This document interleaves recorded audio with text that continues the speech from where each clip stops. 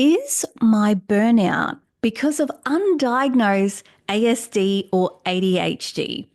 Welcome back to another episode of Burnout to Brilliance. If you're new here, welcome. I am a burnout therapist and business mentor, and I love helping high achieving women reach the top of their careers without burnout, anxiety, and just sacrificing everything in their life to get there. You can absolutely have everything you dream of without burning your life to the ground while you do it, including yourself. So let's talk about, could your burnout and anxiety or your lack of functioning or just feeling like you don't have your shit together, is that coming from undiagnosed autism or ADHD? And is it even worth getting a diagnosis? Now, like most people in their 30s, I have a group chat with my beautiful friends. And something that's been coming up in our conversations with my beautiful friends is it worth getting a autism or ADHD diagnosis? It it comes up casually in conversation. I would say at least once a week in my world, whether I'm talking with mums from, my kids' daycare or school or friends or extended family members. This seems to just be in the ethos of life at the moment. Everyone I have spoken to knows at least one person in the last 4 years or 5 years who knows someone who's gotten a diagnosis and it's drastically helped them. Now, here's the thing I think it's really important to remember as we have this discussion. You can work on your symptoms of ADHD or autism, or if you're relating to it, if you're feeling anxious, all of that, without getting a diagnosis. So, when you work with a therapist, and when I say therapist, I specifically mean a counselor, a social worker, a psychologist, all of those professions in Australia can be really helpful around this stuff. They will help you with everyday strategies to manage a lot of the symptoms that can come up with autism or ADHD. But I want you to remember something. There was a study done on the DSM, which is the Diagnostic Statistic Manual, and it's a manual that health professionals use to really see, okay, your symptoms against certain criteria means that you've got this diagnosis or that diagnosis. And the purpose of a diagnosis or a label is so that when we're talking to each other, we have somewhat of a shared understanding of what a presentation looks like. Now, here's the kicker. This research on the DSM found that there is 80% overlap with the different criteria and symptoms in the DSM. Now, what does that mean? The long and short of it is it means that if you see several different practitioners at different points of your journey or your life, on a good day, on a bad day, on a good year, on a bad year, whatever, you will get different diagnoses. So someone might say you have ADHD, someone would say you've got autism, someone would say you might be more bipolar, someone might say that you've got anxiety and depression. And it's really subjective to the health professional that you're seeing. Okay. And so instead of searching for a label, sometimes what can be really helpful for people is actually just working on, well, what are the symptoms that are causing me the most drama? Is it that I find that I'm really bad with time regulation and I'm always late, or I'm always behind on things, or I'm never on top of tasks, or I can only get things done at the last minute or with a deadline, things like that? Is it your things more like everyday chores? Like I really struggle to keep my house clean or stay on top of laundry or stay on top of my kids' schedule or have clean clothes, like all of those sorts of things. Those are very practical things. Then there's the emotive side. Things like I feel really anxious a lot of the time because again, for people who actually go through the whole diagnostic process of going through a formal assessment to get a diagnosis of autism or ADHD or something like that, there's a really high what we call comorbidity of anxiety and depression with these disorders. So if you are diagnosed with one of these things, it's really likely that you have anxiety too. So just talking about that too is that am I feeling really anxious, and is that part of your label and diagnosis, or is that just because you're anxious? Okay. So there's so much going on.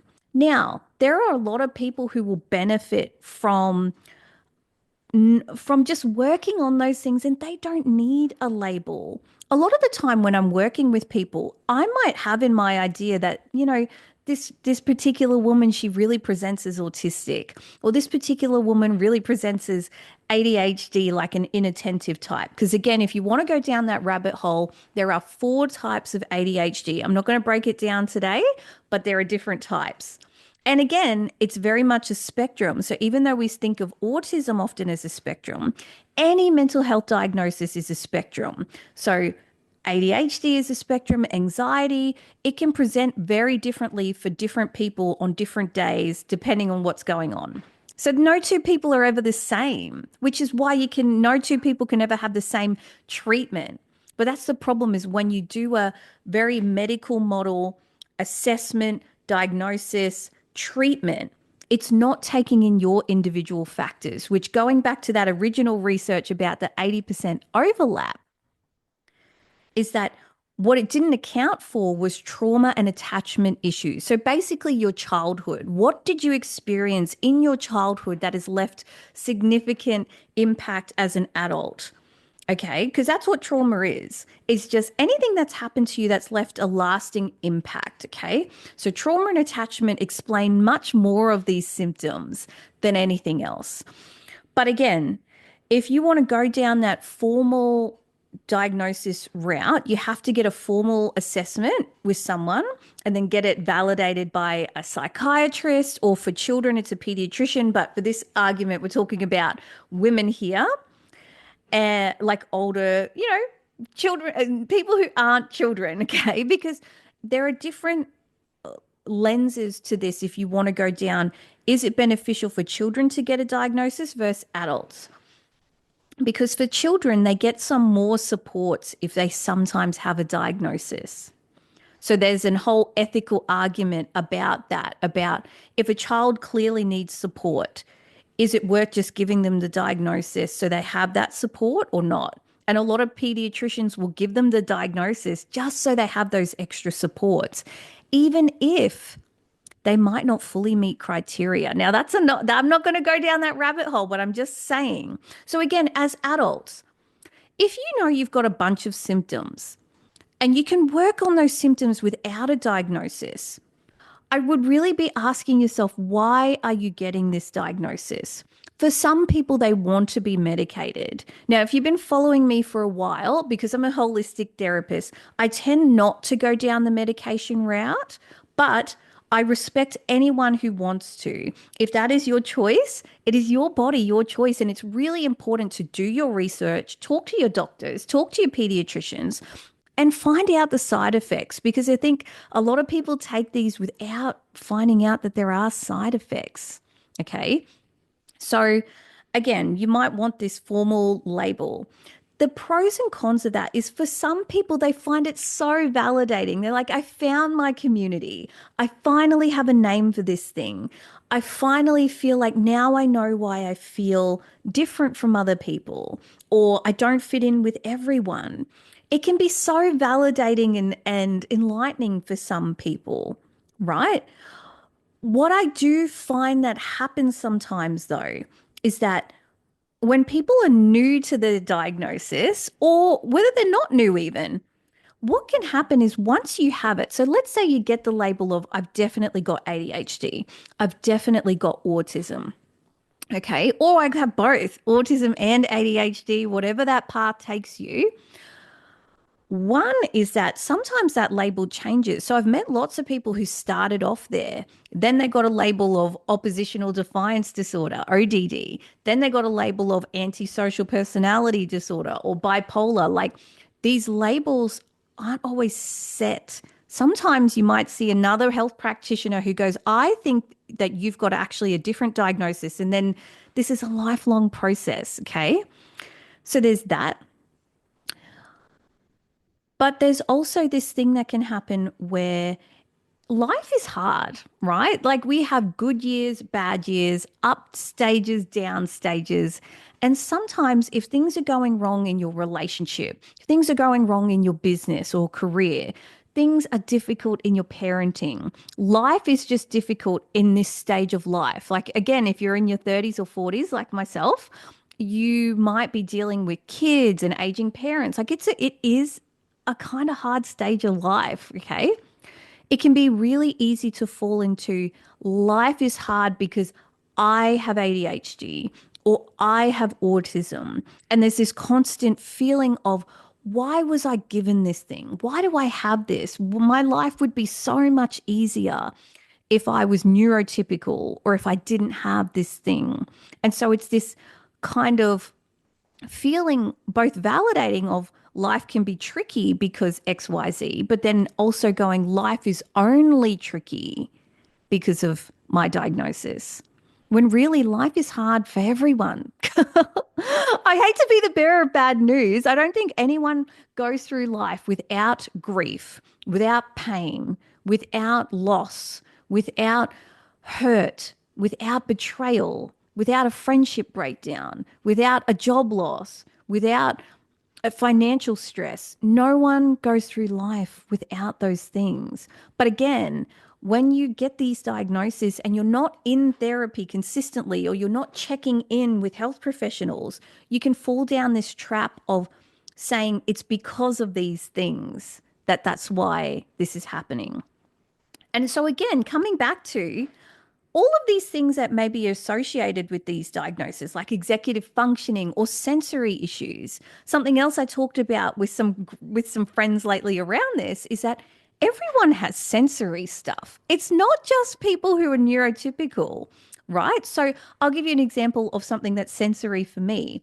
If you know the fans in a bathroom, so fans in a bathroom or the fan above the stove that sucks up the air, that kind of zzz, I cannot think when that is on. I cannot hear myself. I cannot concentrate.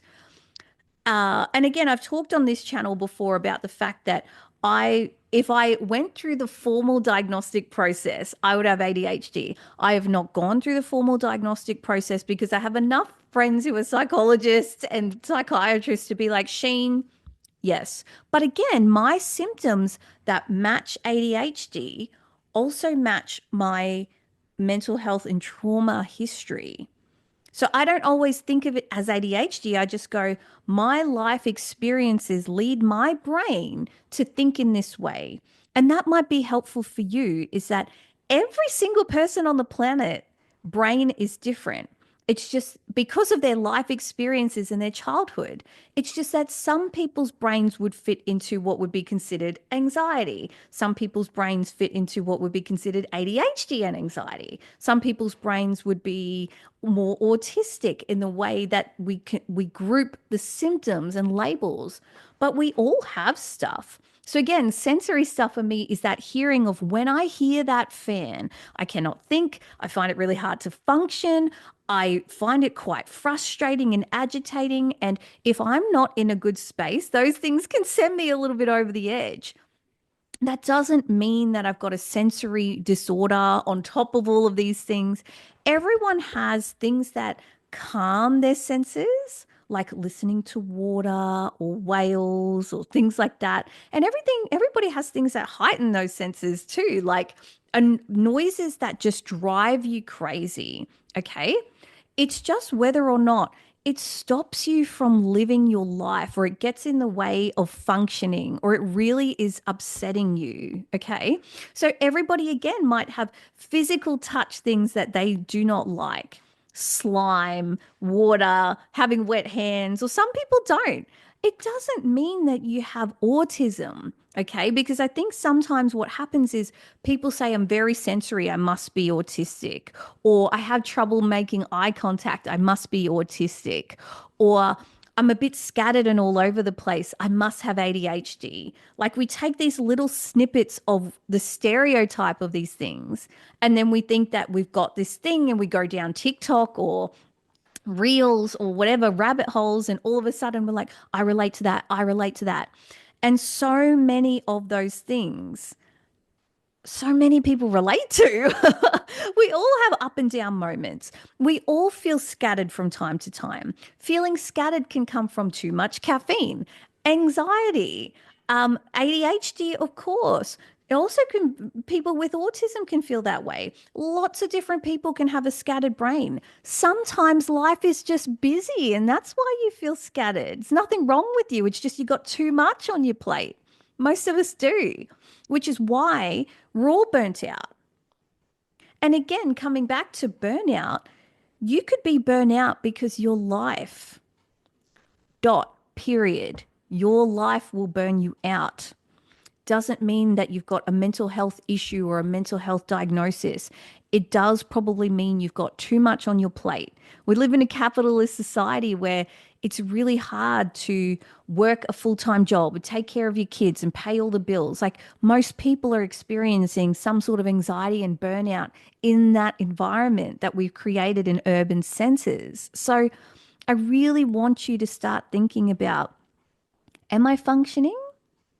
And what really is the issue here that's lacking my functioning? And will I feel validated with a diagnosis? Or am I just seeking the validation that life is hard?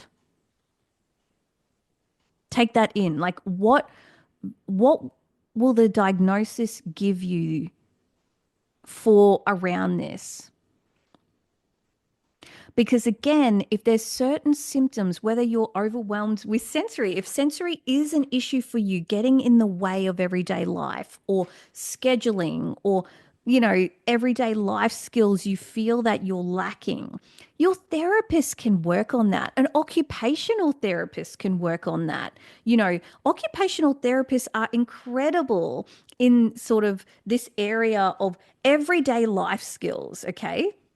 And again, if you grew up in a home environment where no one taught you everyday life skills, it's going to be hard to get through everyday life without those skills. It doesn't mean that somehow your brain isn't right or is broken. Now, one more caveat before we start to wrap this conversation up is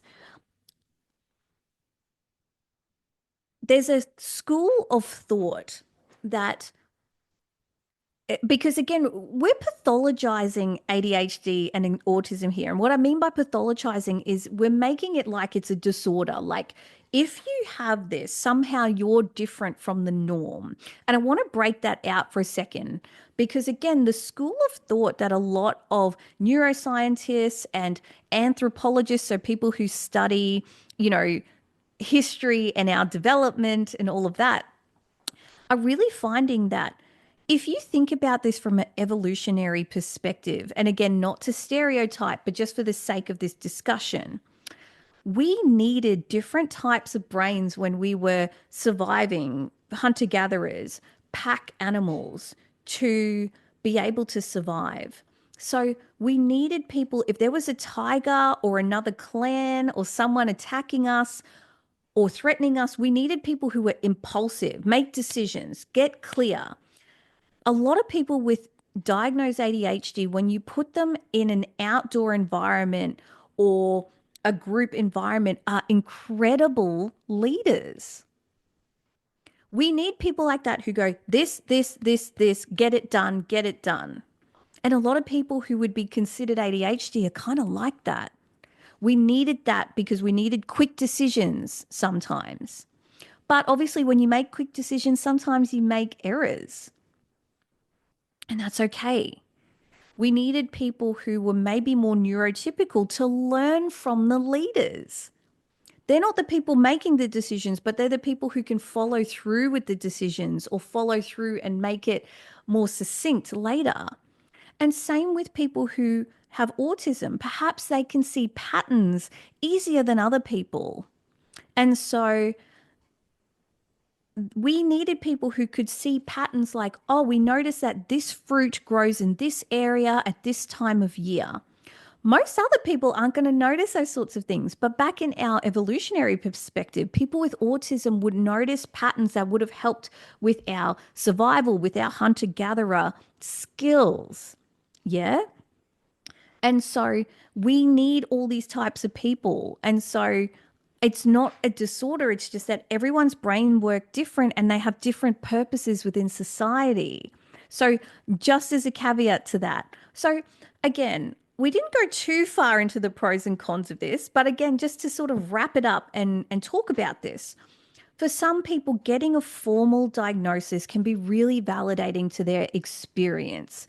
It can help you feel like that's what it is, and I'm not alone. And, oh, I can identify more with my community. And some people find it really bonding because then they find people who maybe think more similarly to them and all of that. The cons are that you may be encouraged to be medicated, depending if it's ADHD or autism or anxiety or a whole bunch of stuff. You may start to find that you're blaming things on your label that are actually just life. Your label might not be accurate. So it's actually trauma and attachment and your life experiences that are leading you to have these symptoms rather than thinking it's just a brain deficit of somehow or some genetic thing. Yeah. So those are sort of some of the cons there as well, and sort of limiting yourself now because now you have this idea of my brain is harder or it's harder for me to learn XYZ. You start to default into using the label as some kind of excuse or deficit when really it can be your superpower and your strength if you know how to use it. So there are pros and cons. I would always talk to a therapist about, hey, I think I've got going this on. Can you check in with me? And they can tell you, look, you might have some symptoms that are succinct with this, or it could be this, it could be this, it could be this. What are your thoughts? Like really going to that. An occupational therapist is fantastic if you're struggling with everyday life, bills, cleaning, those sorts of planning stuff, cooking, all of that stuff, being on top of the kids' schedules, all of that. But also, as your burnout therapist, I want to remind you that we all have too much on our plates. Our modern society is not conducive to burnout, anxiety, good mental health. It makes it thrive. It makes us, all of us, feel that way because all of us have too much on. All of us have trouble keeping up with it, and it's catching up to all of us. And so maybe your burnout, anxiety, your lack of ability to keep up with everything is actually really normal, and it doesn't need a diagnosis, and it doesn't need a label. Maybe it does. Only you can know your journey and whatever feels good and light and easy for you.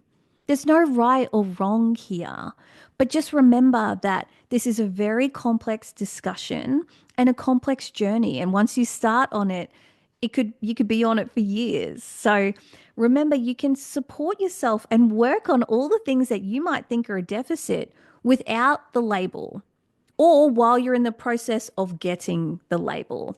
So I hope that that discussion was really helpful for you. And again, if you found this really helpful, make sure you share it with someone else who's been listening or thinking about this.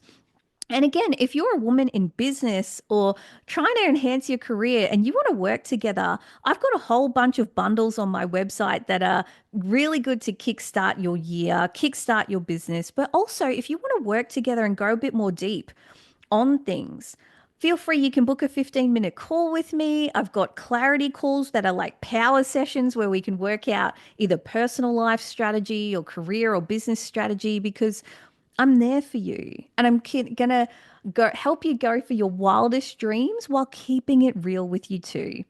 All right, beautiful souls. Thank you again for being here for Burnout to Brilliance. Don't forget to leave a review for this podcast. Sign up, click subscribe or follow because we need to grow this. We need to share our community. I want us to grow together. And I'm so thankful for you being here. So again, have a wonderful day, a wonderful week, and I will see you in the next episode of Burnout to Brilliance. Bye for now.